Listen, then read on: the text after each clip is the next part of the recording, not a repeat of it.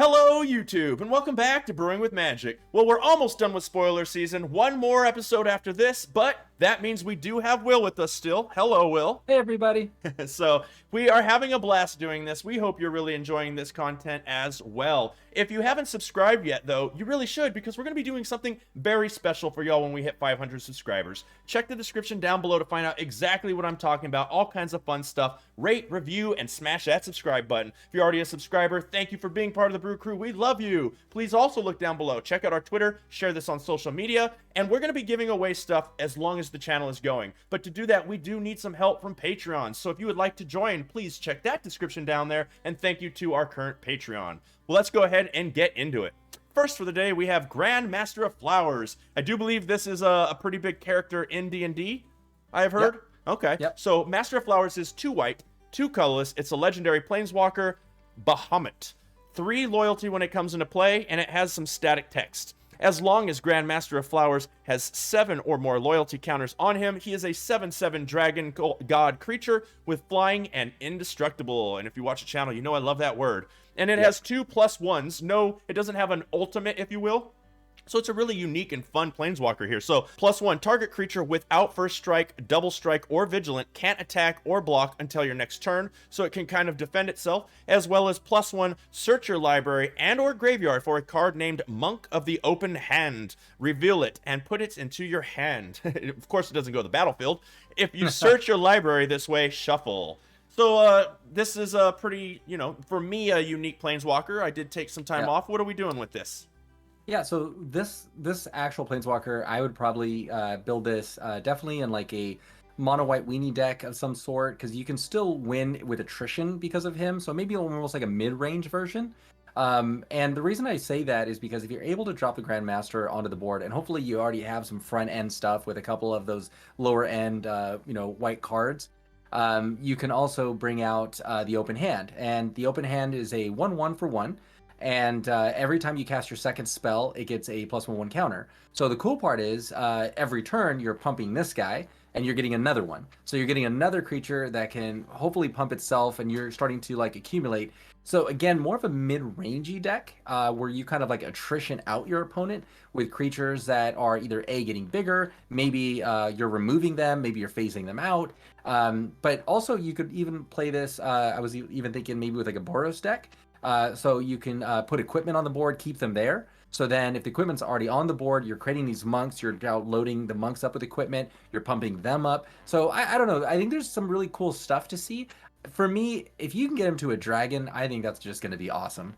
Yeah, so. I feel like 3 loyalty might be a little low. I think at 4 it would have been stronger, but what do I know? I didn't like Crackle with Power either, and now I love it. I think it's a great card. Let's go ahead and move on to Paladin class. We have 2 new classes that we didn't talk about last time, Paladin, and, well, I don't want to spoil anything. So, for 1 white, it comes out, spells your opponent casts during your turn, costs 1 more to cast. Now, if you've been watching the channel, you know I put out a few tax decks, and I love this ability right here. Absolutely amazing. Then you can go to level 2 for 1 white, 2 colorless. Creatures you control get +1/+1. Remember, these stack, so the first one doesn't go away. Now we have both. And level 3 is 1 white, 4 colorless. Whenever you attack until end of turn, target attacking creature gets +1/+1 for each other attacking creature and gains double strike.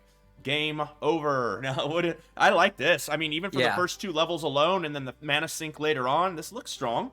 Yeah, I love this, and I was honestly thinking like a Naya build right off the bat, because again, it fits into that go wide strategy. A lot of those cards have a lot of disruption.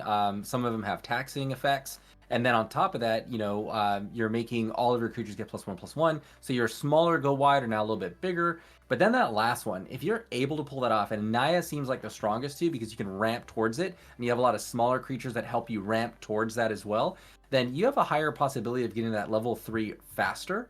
And then on top of that, now you might have a flying creature that might be a 3/1 that already might be taxing one of your opponents out, and now he's swinging for 8. So it's pretty strong card, I think. Well, you build Naya, I'll go mono white tax, and we'll meet in the middle. No. Okay, so next we have the Book of Exalted Deeds. 3 white mana, and I've got some shenanigan ideas for this card. 3 white mana for a legendary artifact. At the beginning of your end step, If you gained 3 or more life this turn, create a 3/3 white angel creature token with flying. Pretty strong, but that's not all. Here comes the shenanigans. For 3 white mana and tap it, exile the Book of Exalted Deeds. Put an enlightened counter on target angel. It gains, you can't lose the game, and your opponent can't win the game. Activate only as a sorcery. So why don't you tell them what you think about this card, and go ahead and tell them the little ideas we've been talking about that we're going to play with. Yeah, there's that land combo right now where you activate Faceless Haven. When Faceless Haven is activated, you exile the book, you give it the token, and then when Faceless Haven deactivates, it still has the counter on it. So you can't lose the game, and your opponents can't win the game moving forward unless they blow that land up. And it does have to be Faceless Haven because it has Changeling. It's all creature types. It can't be, Crawling Barrens or something like that. That's why that's the land. Yeah, and so that fits into one of keeping you in the game and kind of like going that way. So if you're trying to play like, a control-y deck or things along those lines, then it really keeps you actively in the game.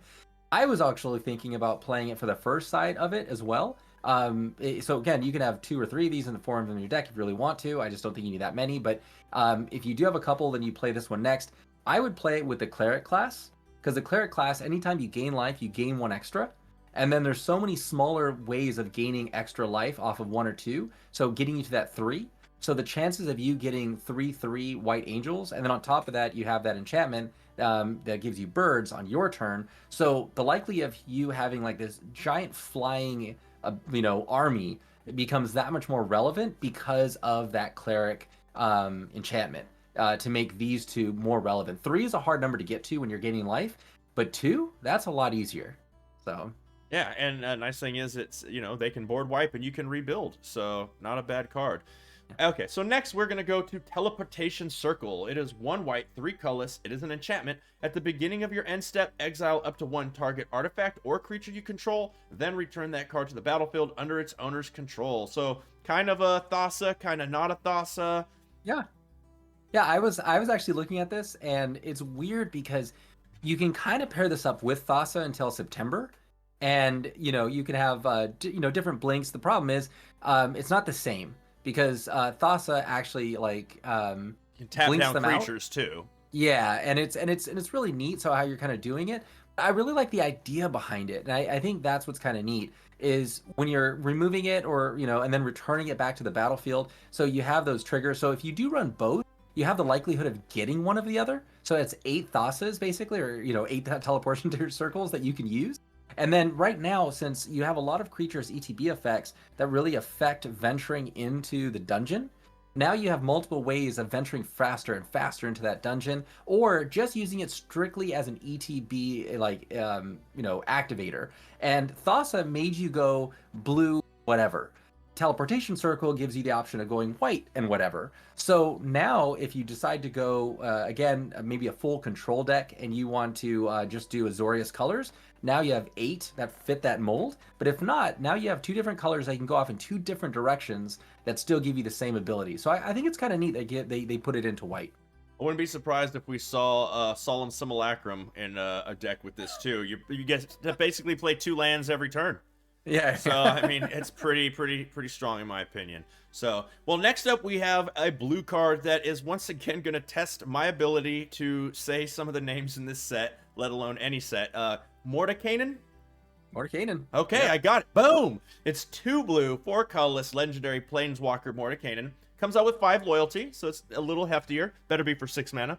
We have a +2, draw 2 cards, then put a card from your hand on the bottom of your library. I played Magic long enough to know that's strong. Mm-hmm. -2, create a blue dog illusion creature token with this creature's power and toughness are equal to twice the number of cards in your hand. Oh, man. And it doesn't even say exiled at end of turn.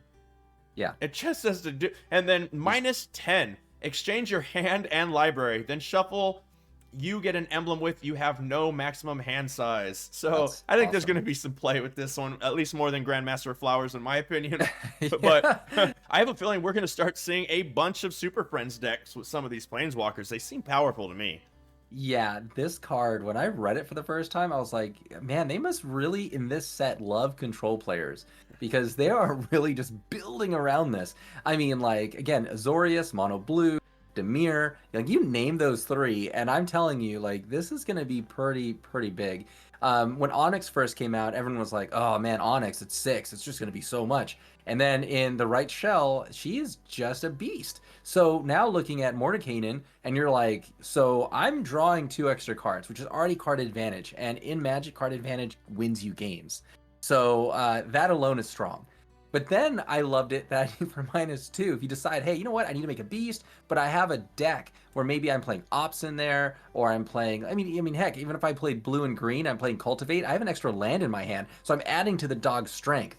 So all those little things are adding to getting Mordenkainen even that much stronger. But then the -10 is just ridiculous. So you just switch it, and now you're holding your whole deck in your hand. I'm just like, okay, so I guess you win. So yeah, this is definitely, he's his own win con. And I think that's -2 amazing. is disgusting. I mean, Yeah. I feel like on average you're gonna have 4 cards in your hand when you throw this. In my opinion, that means -2. You just got an 8/8 creature and a planeswalker on the board. Yeah. I mean, talk about protect yourself. Okay, Wizards, can we get some diversity hires? Can you hire somebody who likes red deck wins again, please? I mean, come on. So let's move along with my sad, I want red deck wins again. Next we have Limerith Desert Doom. It's 2 blue, 3 colorless legendary creature dragon. It's a 5/5. I love those stats. And it has flying. Limerith Desert Doom has Ward 4 as long as it's untapped. So, I mean, pretty good defense mechanism. And then it says, whenever this creature deals combat damage to a player, draw a card. Then, if you have fewer than 3 cards in your hand, draw cards equal to the difference. Yep. He is a pretty strong dragon. Even if you get one swing in with him. Top end for is it? Yeah, I don't I'm just know. saying, if you're, well, I mean, this dragon's one of those dragons that I mean, having a Ward 4 right off the bat. So that means if you're going to try to play any of those small spells to try to kill this thing, you're paying 6 right off the bat. So you have to have 6 mana just to take it down, or wait till it swings. Now the problem is, if he's swinging, that means blue players are untapped. If they're untapped, that means they're counterspelling. So that alone is already protection. So he has protection on both ends of the board, which makes him very strong. But then the cool part about it is, he's just drawing you cards. He's either drawing you 1, or if you're tapped out, or if no cards in hand, then you're drawing 3. So he is giving you at least card draw every single turn, which in any blue deck, this is going to be something that is going to be interesting to kind of see how we play around. Yeah, you get to untap with this card, and your opponent goes to kill it, and you can counterspell it. It almost says if they target this creature, you time walk. Yes, so 100%. pretty powerful. Well, I always love these kind of cards since the very dawn of Magic. This one is True Polymorph. It is 2 blue, 4 colorless. Very, very important here. Instant. Not a sorcery. Why is that important? Target artifact or creature becomes a copy of another target artifact or creature. I mean, that seems strong. I mean, not only is it strong on the offensive, but think about the defensive ramifications of this card. Yeah, that's why I really like this card, that it's an instant. If it said sorcery, I would have been like, we're not even talking about this card. It's not worth it. I kind of wish it also said if it's legendary, it negates the legendary rule. That would have been broken, and I would have loved this card, because that would have been like, oh, I have Imerith, and I'm going to make another one? That's cool. But let alone, it's just good enough in what it has. So if you're able to, run the right shells around this, maybe you're running a Simic deck, maybe it is just mono blue, maybe it's Izzet. I mean, think about if you're running this in an Izzet deck and you're already getting treasures, and you're all of a sudden you have a Goldspan Dragon. End of turn, you create another Goldspan Dragon. Not only did you create another Goldspan Dragon, but you just got a treasure because you targeted your Goldspan Dragon. It. So yeah, there you go. And now you're swinging. It's ridiculous. So I'm just saying, and to ramp into this spell is actually more viable than we all think, due to the fact that all of the treasure spells that they've been releasing, or the creatures that help create extra treasures, and all this other stuff that's coming out. Quanzix Cultivator. Things like that. I mean, it's gonna be great. So I mean, stuff like these cards in the past, you're like, oh, it's gonna be forever to cast these. I don't think so in this set. I think it's gonna be a lot faster than we think. Okay, well, we have seen a lot of really, really huge, big, impactful creatures in this set so far, but if your opponent's running this next card, you better be a little bit afraid. So the next card is Mind Flare, 2 blue, 3 colorless, creature horror. It's a 3/3, and it has When Mind Flayer enters the battlefield, gain control of a target creature for as long as you control Mind Flayer. Yep. Yeah. It's a strong effect. Controlling. Yeah, I was gonna say taking control of Control creatures magic. is just control magic is the hardest magic to get around of, especially if they build around it. Where now they're say this is just a mono blue deck. That's all you really need, to be honest. It's a mono blue with counter spells, maybe some bounce spells here and there and stuff along those lines, and you're running Mind Flayer, and you're running Limerith, the dragon. You're just running those two cards. We'll just say those two cards alone, and here you go. Now you're probably doing a lockout. So I think Mind Flayer is definitely a strong card, and again, in those mono blue control decks, it's going to be hard to beat this card. So yeah.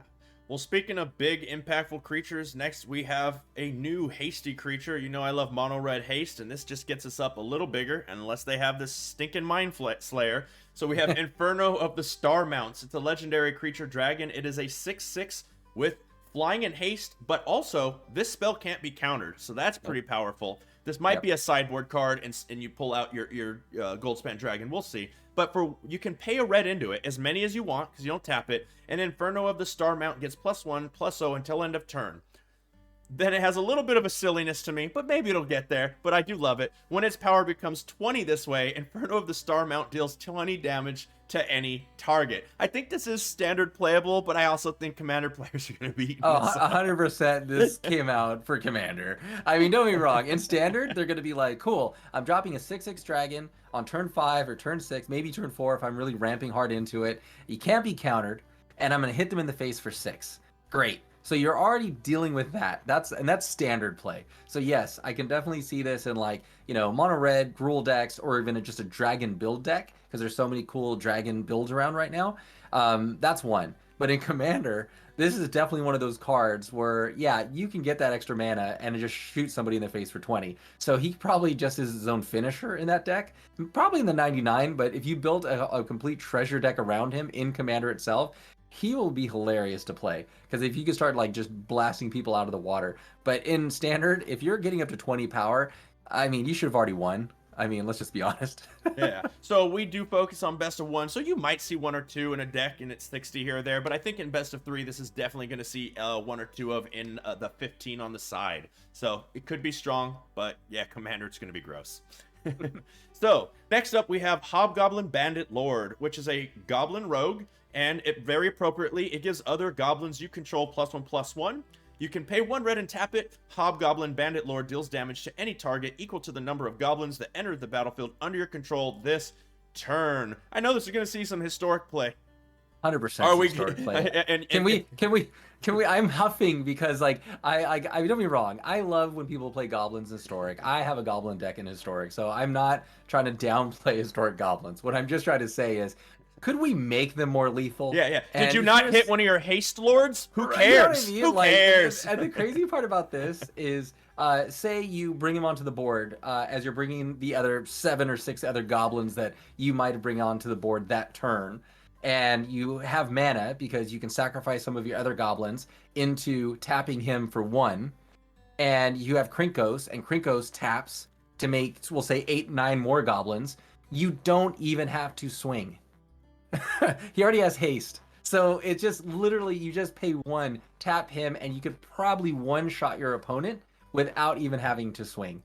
That's what makes this guy so crazy for historic. In Standard, he's going to be more fair, way more fair. And again, if you're going to build a goblin deck around him and try to make this work in Standard, you can probably do it. Mono red, maybe more of a hasty front end deck that's just going to be really fun, and he might be able to do some triggers here and there, but nothing in comparison to historic. In Standard, I think you're looking for that +1/+1 in a goblin deck.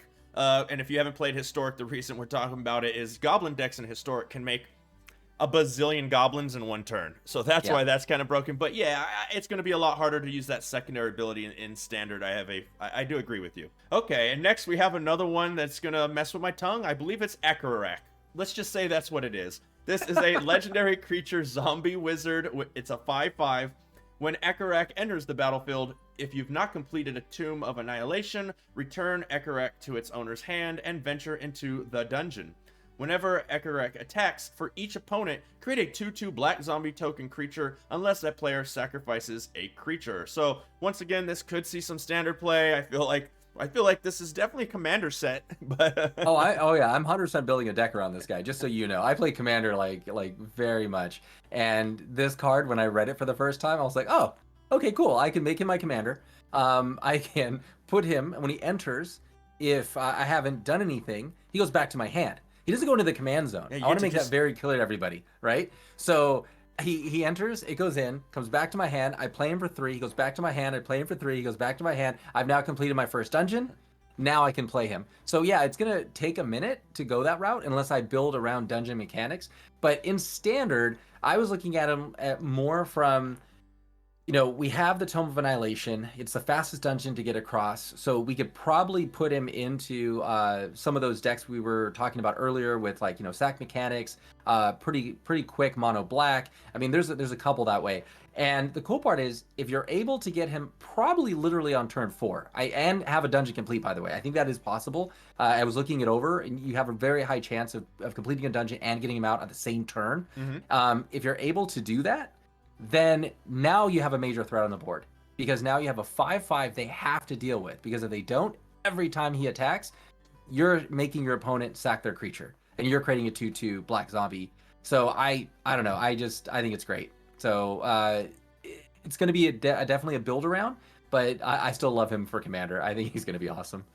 So if you've been playing Magic for a decent amount of time, you've probably heard of a creature called Sengir Vampire. So if you were ever playing that in a deck, you're probably now going to play this instead. So what do we got for you? It's Westgate Regent. Creature Vampire, flying 4/4. So far, everything is Sengir Vampire is. 2 black, 3 colorless. So far, everything is Sengir Vampire is. But it has ward, discard a card. So if your opponent wants to target this, they have to discard a card from their hand. That's already super powerful. And then it has whenever Westgate Regent deals combat damage to a player, put that many +1/+1 counters on it. Much easier to obtain +1/+1 counters than Sengir Vampire, and has some protection.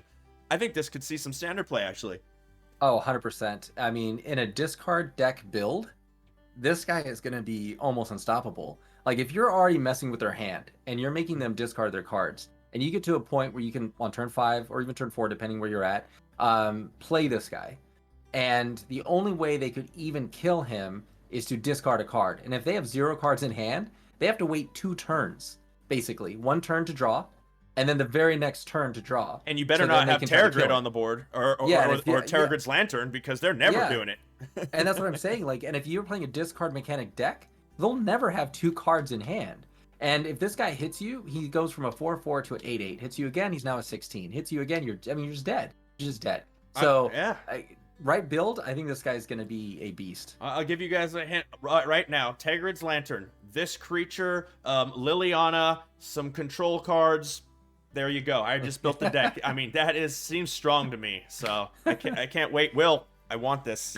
I got you. I want this. Okay. So next up, we have the last of the lands that come into play tapped, unless it is the first land you play for the game. It's Hydra's Nest. And once again, it taps for green, just like all the rest. But this one is unique. I like this one. You pay 1 green and X. Hydra's Nest becomes an XX green Hydra creature until end of turn. It's still a land. X can't be 0. So, I mean, talk about a mana sink. Yep. Yeah, and that's why I like this one too. Like the red land, the red land has way more value just because it's swinging and creating a 1/1. But this one I really like because if you need a finisher, you could literally just win the game with this land. Activating it, pump it as big as you need, and just jam it right in. So it's kind of neat how they put the mana sink into this to make it work. It would have been crazy broken, I think, if it had trample.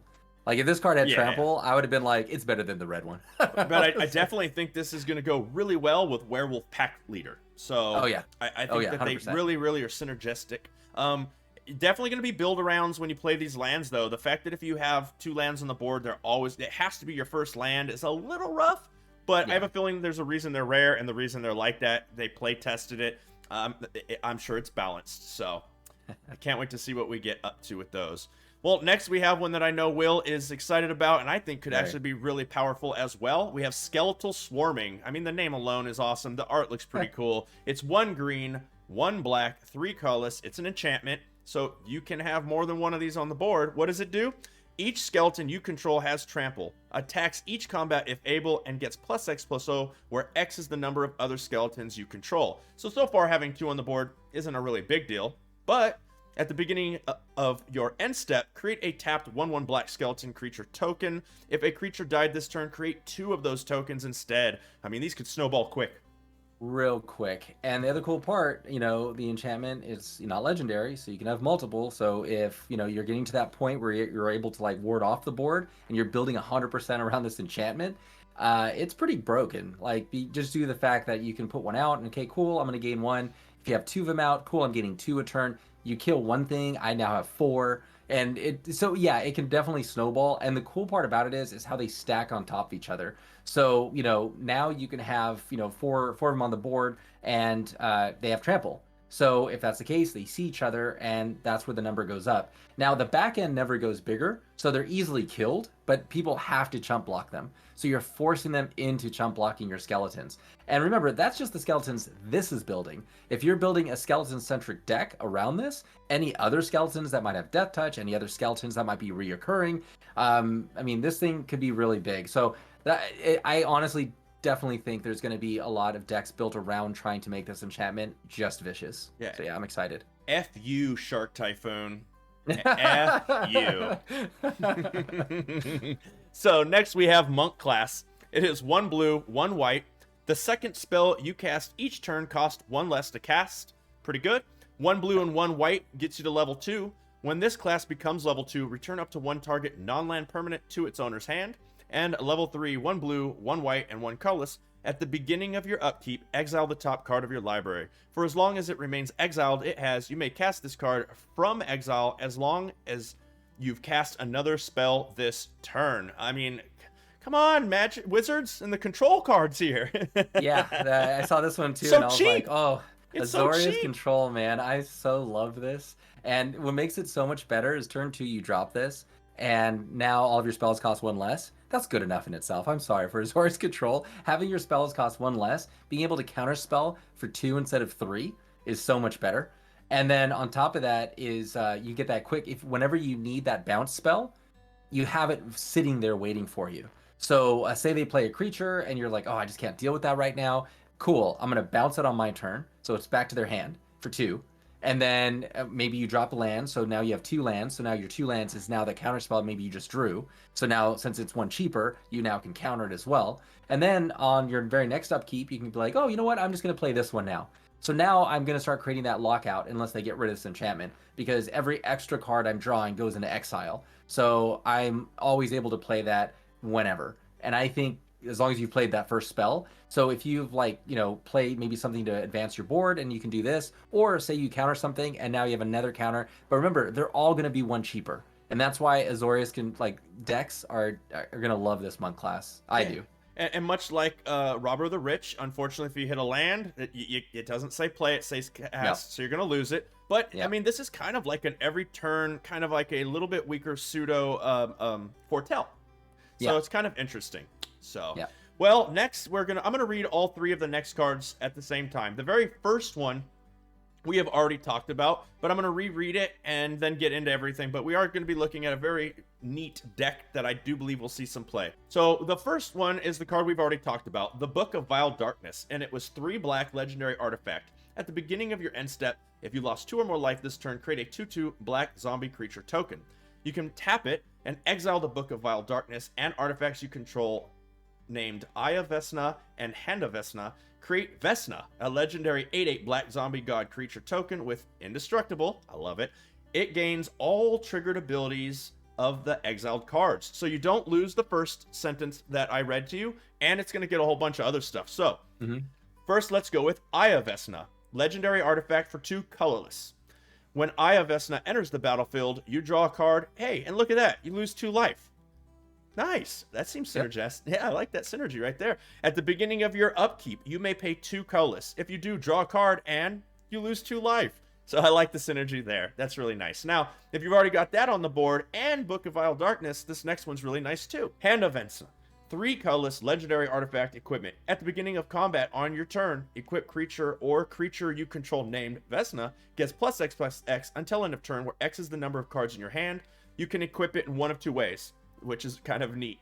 Equip, pay 1 life for each card in your hand, so you have a potential of losing 2 life, or you can just pay 2 colorless and equip it as well. So they all are super synergistic, and when you transform into the big zombie god, they all still, that god does all these things. So this, we're building a deck around this, right? Oh, 100%. Yeah, this is definitely like a mono black control deck where you're just trying to get this zombie off and just wreck your opponent. And I mean, you can put some card disruption in there, you can put some removal in there, but I think for the most part, it's this 3 synergy. And if you can get this off, you're now drawing cards, creating zombies, and hitting for a ton.